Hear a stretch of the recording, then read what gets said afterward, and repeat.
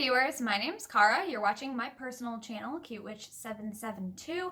Today I just want to do a little bit of an update and kind of a follow-up on 2 videos ago when I was talking about grounding habits, and I asked you all to share some of your favorite grounding techniques or things that you find helpful for yourself, and I got about 9 or 10 comments, I think, with people sharing their own techniques. So I wanted to go through those and also just give you a little bit of an update. So I guess we'll actually start with the update.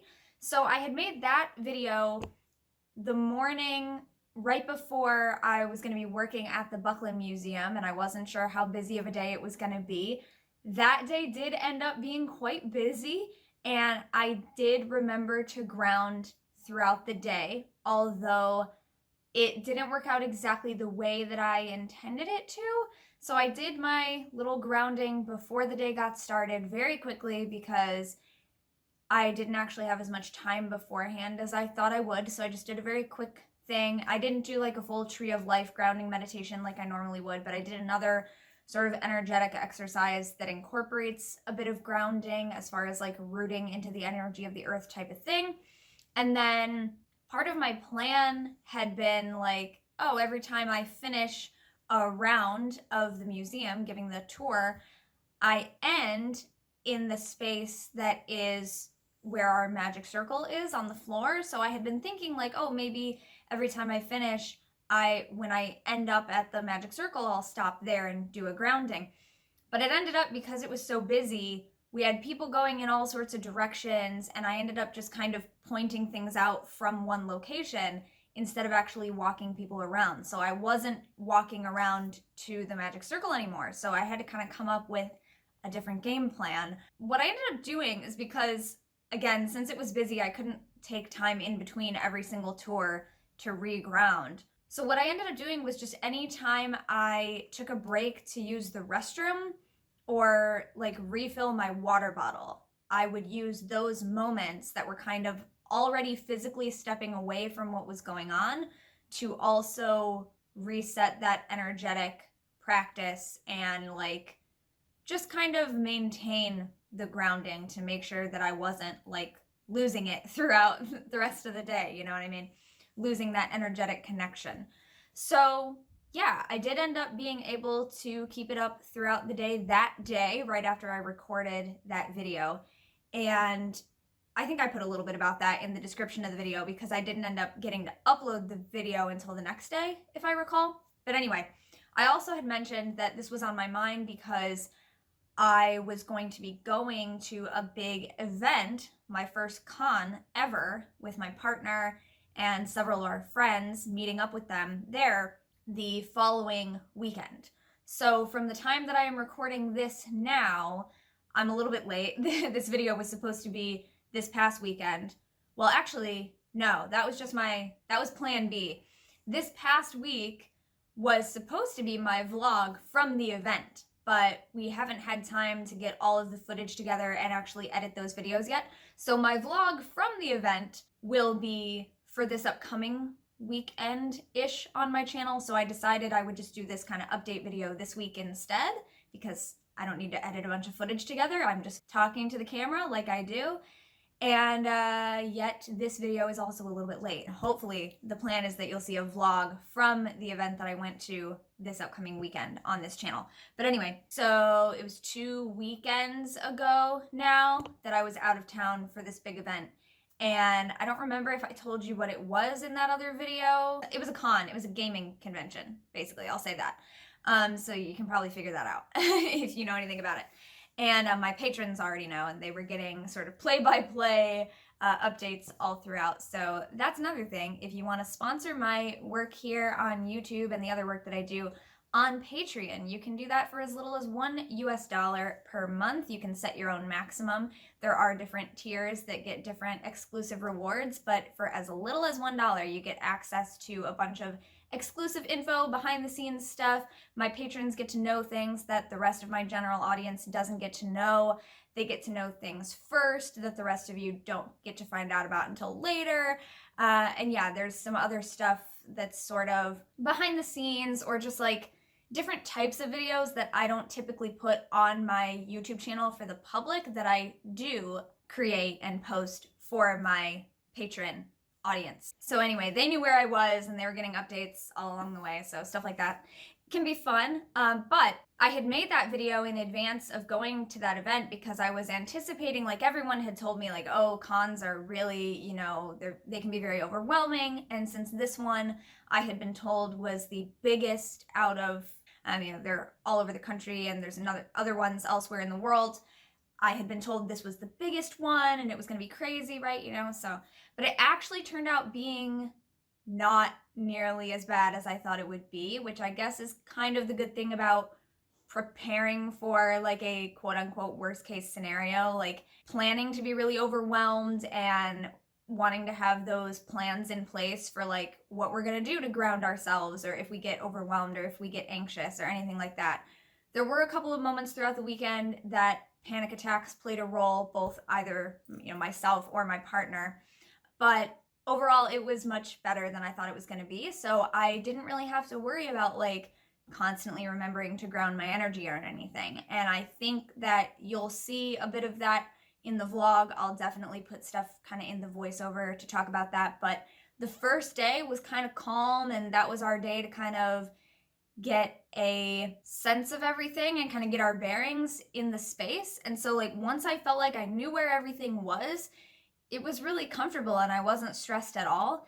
And then the middle 2 days of the event, where we were expecting it to be much busier because then it was actually the weekend and we were expecting there to be a lot more people there usually, because that's what we've been told. And everyone said, like, you know, this area of the convention is always like extremely busy and crowded on these days, so kind of plan to do other things on those days. So that's what we did, and we kind of already had our game plan for like, all right, well, we're gonna go explore this other area that's maybe a little more low-key on these days when we're expecting it to be really overwhelming. And so that's what we did, and so it actually went really well. So I kind of asked about this stuff in anticipation of really needing it for this circumstance, and then I didn't. Like, everything was fine. So that's great. But I do want to go over some of the things that people shared anyway, and I have them here written on my whiteboard as usual. So yeah, here we go. Here's that part of the video. So Dana had said that they are in the hospital going through treatments right now and thinking about the idea of grounding in situations where you're around a lot of people. Maybe there's a lot going on, there's a lot of stress, high stress environment. Maybe there's just a lot of, you know, whatever the situation is, that other people may be draining your energy, or the situation itself may be draining your energy. And that thinking about that in the context of what they're going through right now in the hospital, thinking about maybe grounding is something that they want to try to do more regularly. Maybe that will help them. I actually replied to that comment earlier today when I was reading them. So in the text of the comments of that previous video, I mentioned like having live plants in hospital rooms for patients, or if not a hospital, but, you know, a treatment center or recovery center or wherever people are.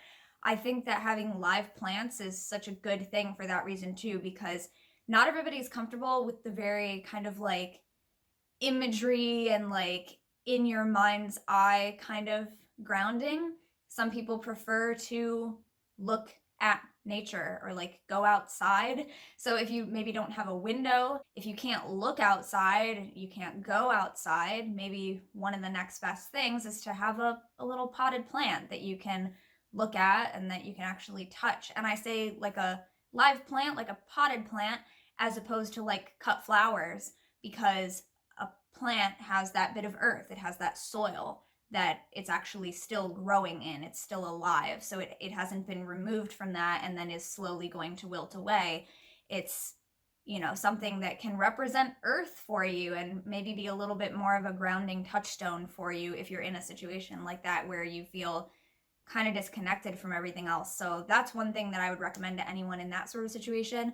I also love crystals. I have right here on my table where I put the tripod when I'm recording in this setup in my living room. I have a sort of selection of crystals that I chose to work with for this year, which is also something that I posted about exclusively on Patreon for some of my supporters there. So one of the things that I always have on hand at least one of, if not multiple, is a smoky quartz. This is just one of mine. This one's rather light. I also have a big smoky quartz that's in my office on my desk. And I usually have another small one like this in whatever tote bag or purse I'm carrying around with me. So anytime I leave my house, I have a smoky quartz. And then, yeah, this one has been sitting on my side table out here in the living room, which is where I do a lot of my reading throughout the day. Obviously, it's where I have been recording a lot of my videos lately. So something like a smoky quartz is another kind of like physical object that to me is grounding. And then also having the physical object sometimes is grounding, which another one of you actually mentioned. So Shadow Sun mentioned that they personally like to focus on something in their surrounding environment and maybe even go outside if that's possible, which I definitely agree with. And I think that the focusing on something in the environment thing is somewhat related to one of my new patrons, actually, Jason, had also mentioned, and a technique that I learned from my friend Emily, who also commented, but I'll get to their comment later. And it's also a technique that I've heard other people mention and something that I know in a different form, which is focusing on your physical senses. So that is something that Jason shared in the comments on my Patreon. And then the specific format of that I learned from Emily and then I have since heard shared by other people is the 5, 4, 3, 2, 1 technique, where you look around your environment and you like find 5 things that you can see, 4 things that you can touch, 3 things you can hear, 2 things you can smell, and then 1 taste.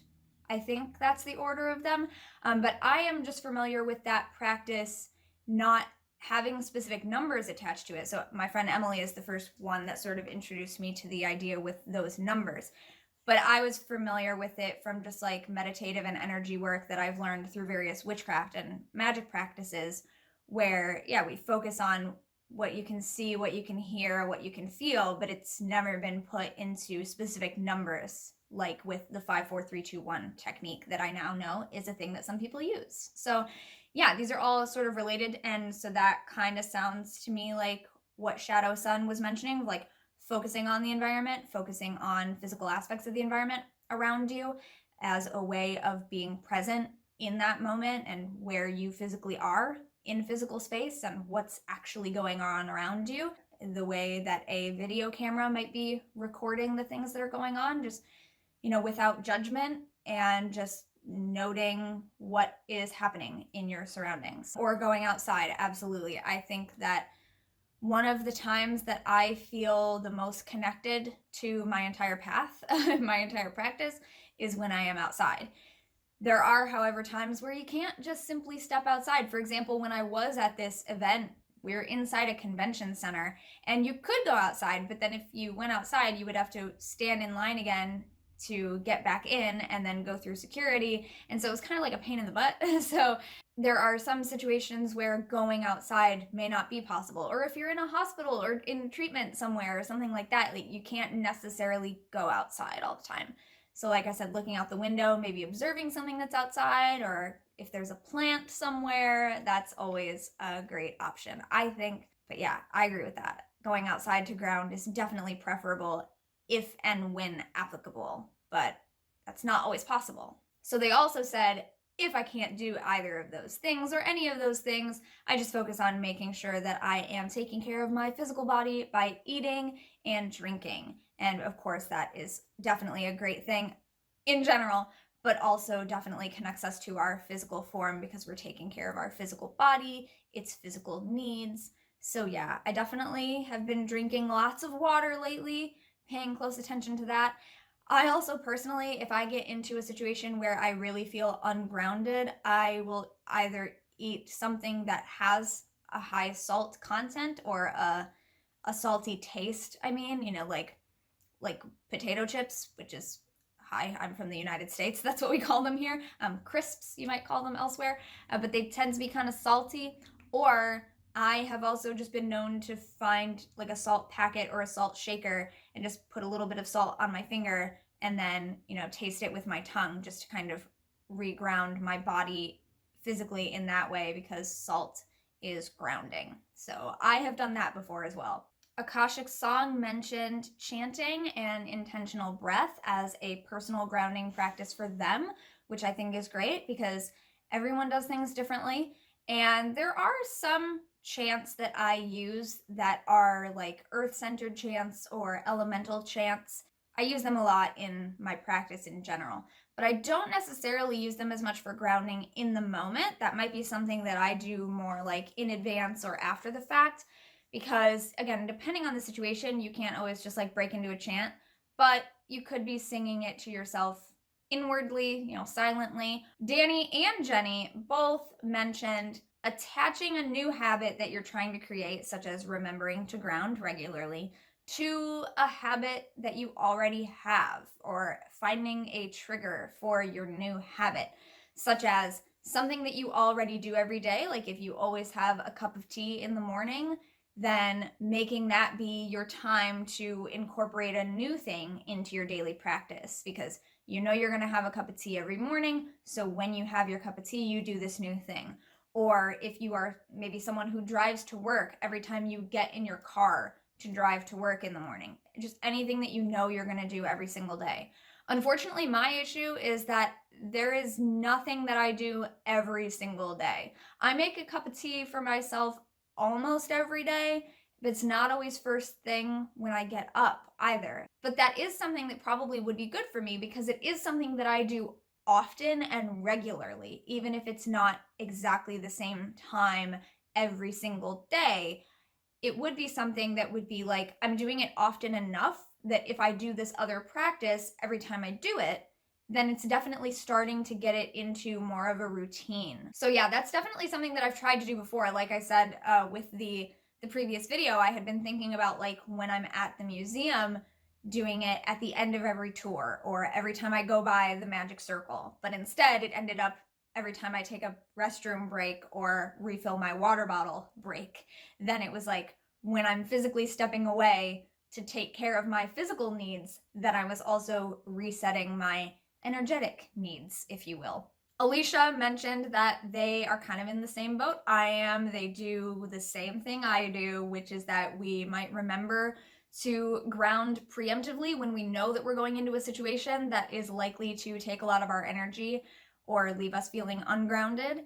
And we tend to ground after the fact when we have been through a situation that we've noticed has thrown off our energy, but we both forget to do it in the moment because we get distracted or overwhelmed or stressed or excited. It might not be negative, it might be a positive situation going on that you're just so excited and having so much fun doing whatever you're doing that you forget to stop and like check in with your energy and check in inwardly. So yeah. You're not alone there, Alicia. I'm not alone in this. We know this. But yeah, another thing Alicia mentioned was forgetting to make time for things that maybe you do on a regular basis when you're at home, when you are traveling. When you're not at home, you don't have your usual stuff, maybe you don't have your usual routine. Simply being away from home at a special event or at a conference or at a training workshop, whatever, is a completely different routine than your daily routine at home. So maybe you can't use that trigger of your cup of tea every morning because maybe when you're out of town you can't make a cup of tea every morning. And that was the case for me with this event that we went to as well. I didn't have tea the entire time we were gone. So that's something that I would have had to plan ahead for something else. So maybe like attaching it to refilling my water bottle is actually a really good thing for me because that's something that I definitely do every single day. And I do it multiple times a day. Mad Alice mentioned that they tend to ground by looking inward and visualizing those roots connecting to the energy of the earth, which that's definitely sort of the general grounding practice that I use. The tree of life grounding type of visualization is generally what I use. That's what I'm most familiar with and what I tend to go back to, probably because it's one of the first grounding techniques that I ever learned. So although I have been learning others that are sometimes really good to practice, especially in the moment when it's like in the middle of something intense and I need to ground, I do tend to go back to that roots imagery as well. But they also mentioned doing something physical with your hands, such as fidgeting with something or otherwise occupying your hands, having sort of a physical thing to do as well, which I kind of touched on with having my smoky quartz.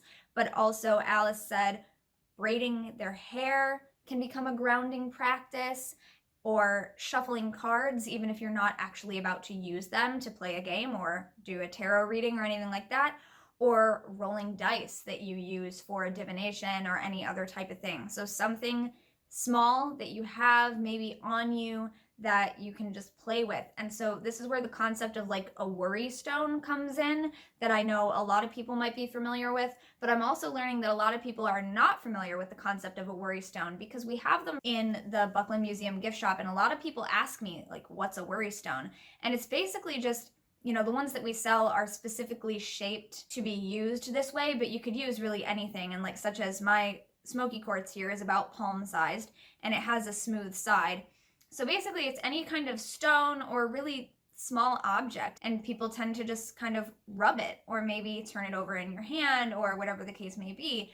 But it's just kind of a calming thing. And yeah, it's kind of like a fidget device. So people have those fidget cubes or anything like that. My grandfather used to have a little piece of something that he would use. It wasn't actually like a stone or a rock, but it could be just a rock from your driveway, from the shore of a lake or the ocean. It could be a shell, anything really. Catherine said that they didn't know if this qualified as grounding, but something that they do every day to protect their family and protect their energy from anything that might come to harm it is that they do a white light protection visualization every single day while they are getting ready for the day. So again, something that they do every single day, so that becomes a time that they can then do their visualization while they are going about their daily routine. And I definitely wanted to point out the fact that Catherine mentioned, as they're doing this visualization, what they're doing is their intention is to protect their family and loved ones from harm,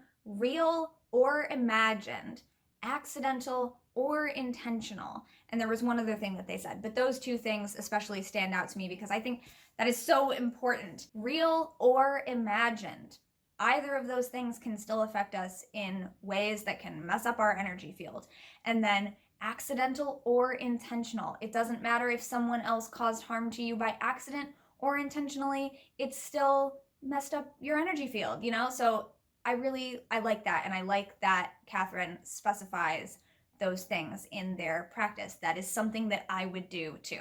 And then last but not least, my friend Emily mentioned that when they tend to ground quickly or need to ground in the middle of a situation, they tend to go to the roots down, branches up, which is something that I feel like I also learned from reclaiming. Emily and I are both reclaiming witches, so just gonna go out on a proverbial energetic meditation tree limb and say that's probably where Emily got that as well, because I think that's where I learned it.